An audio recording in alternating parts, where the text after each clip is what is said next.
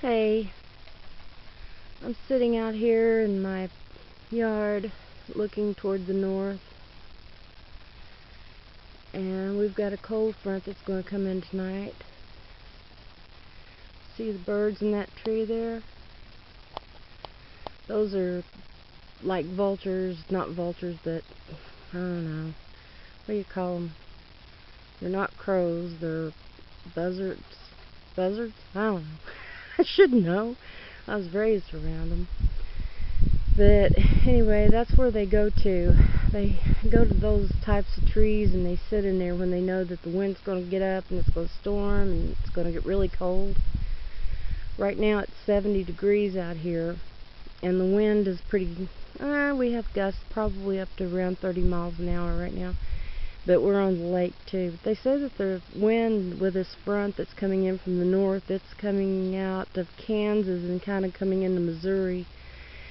And it's not supposed to come through here in Diamond City and the Branson area, Harrison area, until probably late tonight, of course. And there could be some really damaging weather coming, some severe weather. So you have to keep your eye out. But anyway, I guess it's going to get down pretty cold again for March. I think this is March the 7th. But I just thought I'd give you a look at where the birds nest when it gets bad. I've took a shot of this several times before when it was snowing and stuff, because there's usually a bunch of them over there. This is just on the hillside across from my backyard, because we're on a little hill here. This is my backyard. It's actually a lot bigger than what it looks like right here. And my fence, and then it goes on down all the way past that fence to the road, and then there's a creek there in that little gully, or in between the mountains there, or hills you want to call it, that runs all the way down to the lake. And everything here runs to the lake, because we're on just a peninsula kind of out in the middle of Bullshows Lake. There's a birdie. Hello, bird. Isn't it amazing the way that the animals know more about the weather than we do? I mean, they don't know that there's meteorologists out there working 24 hours a day, 365 days a year. No. But they yet know what the weather is going to do usually, or at least that it's going to get bad or get cold, and they start finding their own shelter. And that's something that I remember doing too when I was a kid. You know, I mean, when I was a kid, we didn't have that much warning about storms and all. Most of the time, if anybody got a warning for a tornado, is because someone called the radio station or some form of news and said, blow the horns in Harrison, there's a tornado coming, you know. And that's the way that we were warned. That, and when you were living outside town or where there were no sirens, you just listened for that sound, that freight train sound. If you ever hear a tornado, you will never ever forget it, and you will always know the difference between it and everything else that you hear in the sky, because it's something that is eerie. It's something that just settles inside your soul, and you don't get rid of it ever. I've heard many of them, too many of them. We've had several homes damaged by tornadoes in the past since I was a child. Of course, I'm 54 years old and living right here in the Ozarks. Although I did spend some time on the coast, and although we didn't get a direct hit by a hurricane, it came way too close to shore while we were there, and for 3 days and nights we sat in our travel trailer, or I sat in the travel trailer. People were still going out and doing things because no one had been evacuated because of it, because it wasn't supposed to be a direct hit. It was just off the shoreline. And a lot of really, really strong winds. I thought that camper trailer was going to absolutely flip over. Right here's the camper trailer that we stayed in while we were there. 30-footer. It's nice inside too. It's actually got a full bathroom and kitchen and with a bathtub, good sized bathtub, and a queen size bedroom and a living room and dining area and bunk beds. We're very blessed to have it, although we've not used it except for storage now for a while. But if anything happens to our mobile home here, we know where home's going to be. And this is our shed that we've been trying to get built for for a year now. A little over a year actually, I guess. And hopefully some good Samaritan will come and say, here, let me help you build this shed, or let me build it, because I'm not really able to. Well, I'm not able to. And my husband's definitely not able to, so who knows? I know God knows. Praying he'll send somebody. Just keep watching those birds flying from 70 degrees down to like 20 degrees at night. Yeah. But in Jesus' name, the storms will not be that bad, I pray. But we do have a hidey-hole shelter over there in the back. Ooh, that bird hit a tree limb or something. Where'd you go, birdie? Oh, maybe it's not a bird. What am I hearing here? Some kind of animal down there in the woods. Yes, if you do watch any of my videos, you're going to see that we have all kinds of animals. And I'm just waiting to get some pictures of the fox that lives right over in that direction there. There's a couple of nice sized little fox family that lives over there. And we also have coyotes.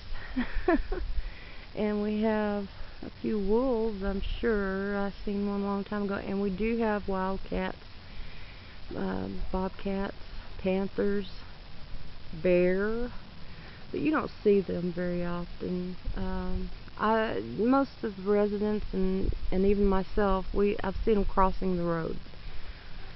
Now the fox, they come out at night and they want to get in my yard. Although I don't think they've really figured out how to get in my yard yet, because it's all fenced off. For the most part, it's fenced off. And baby rabbits come and sit in my yard at night and play in the leaves and everything, so they feel pretty safe in here, while the foxes are wanting to get in to the yard.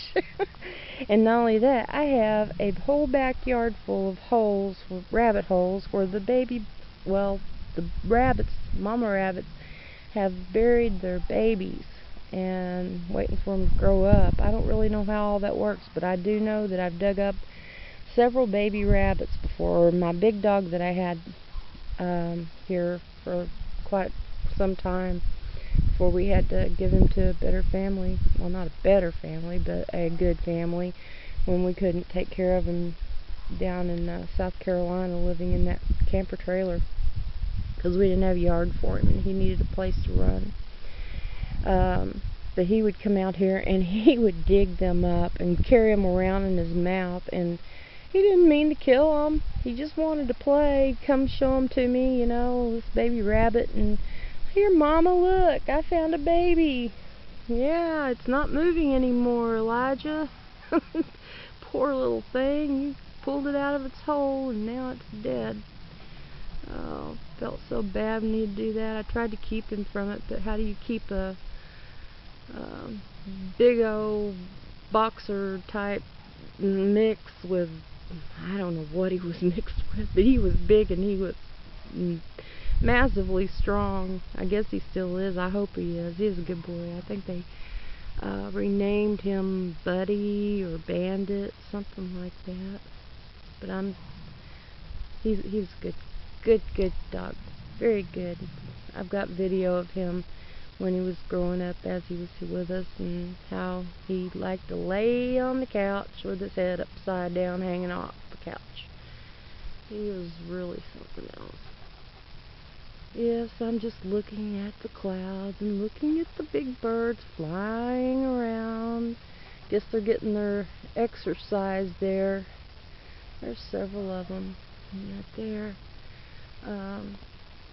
Getting their exercise before the cold sets in and they have to sit in that tree to stay warm.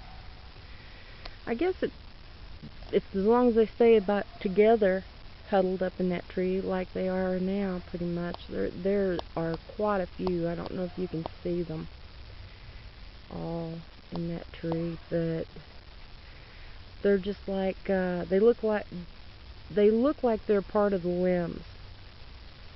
They're all lined up in rows, hanging onto the limbs, and they've got their heads tucked down underneath themselves or underneath each other, and they just look like part of the tree, more or less, if you can't see them from the direction that I'm looking from.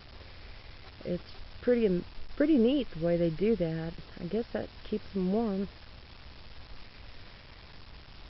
I don't know. It's interesting. I wish I had a lens that would get closer. I'll take some pictures, and it's about dark too. But I will take some pictures of it closer because my camera will go out farther than what my video cam will here. Oh, there's one. Ooh, they're gonna fight. They're having a little tiff over there in that tree. I guess one of them got aggravated at another one. It's like, you're on my spot. And they'll work it out, I'm sure.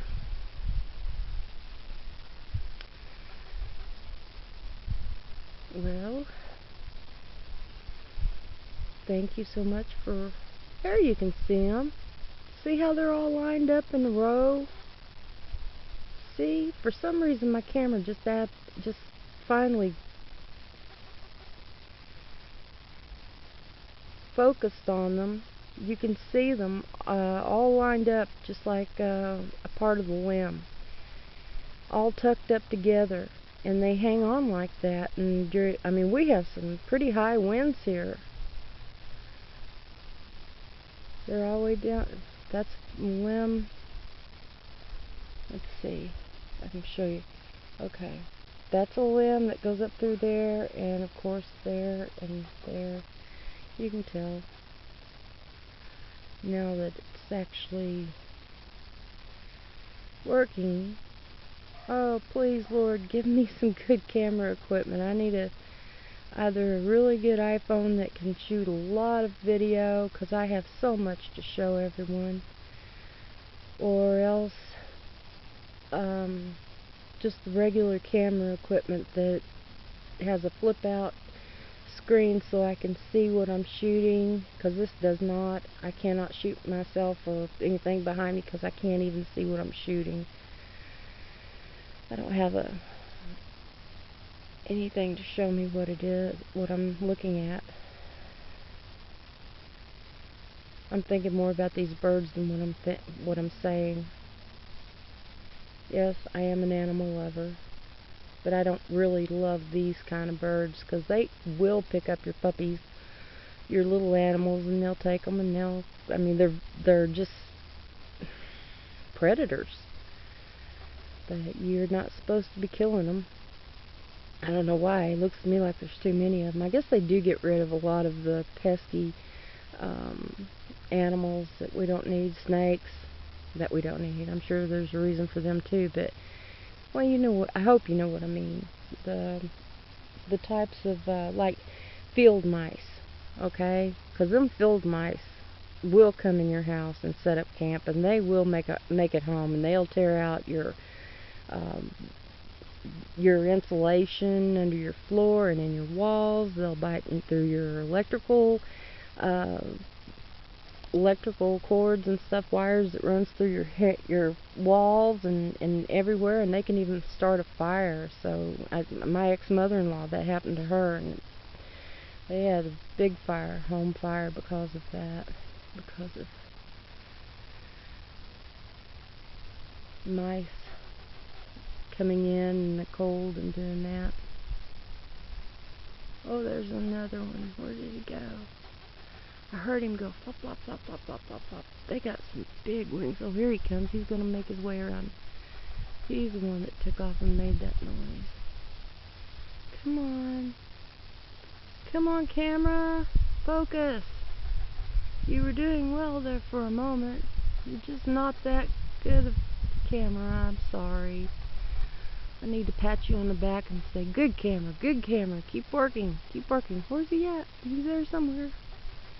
Come on. Where'd you go?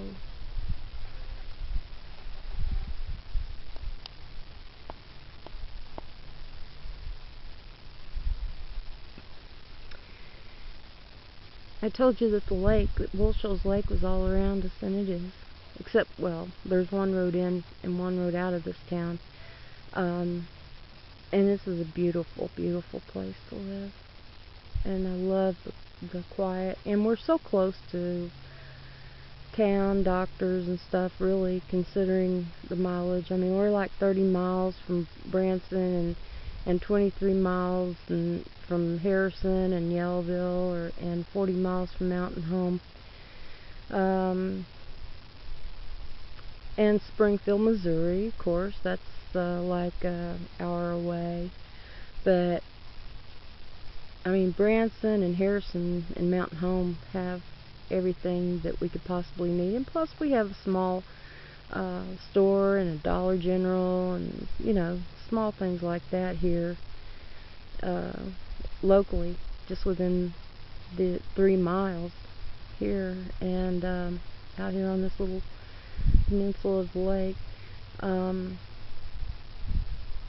It's just a great place to be. There's always something going on in my backyard anyway. In my backyard, there's always something going on. I think they're getting ready to sit still for the night. The sun started it's going down, as you can see over the horizon. That is a beautiful sunset there.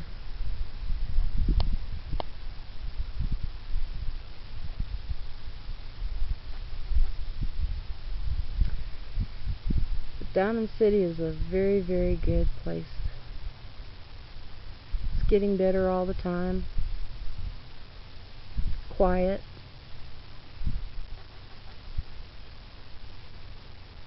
And my husband, he told me, he said, we really should live, just move down to Hilton Head Island or Bluffton, South Carolina, because we're right here in the middle of everything, where we don't have to drive to go do anything. But still yet, I mean, the only places we go is grocery shopping and to the doctor's office usually. And if I do that, whether it was here or there, I actually had to drive farther to go to the doctor when I lived there than what I do here. And it was heavy traffic when I drove there.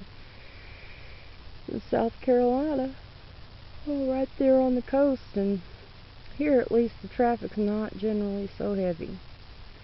Especially during the daytime. Nighttime, there's nobody on the roads. Hardly. Oh, isn't that beautiful? Looky, looky. Our Ozarks sunset. The calm before the storm. Yeah. The calm before the storm.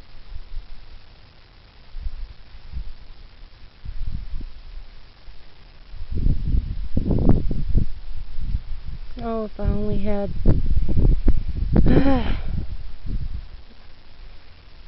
I want an iPhone 7 Plus, or at least something that will stabilize my movement, even with,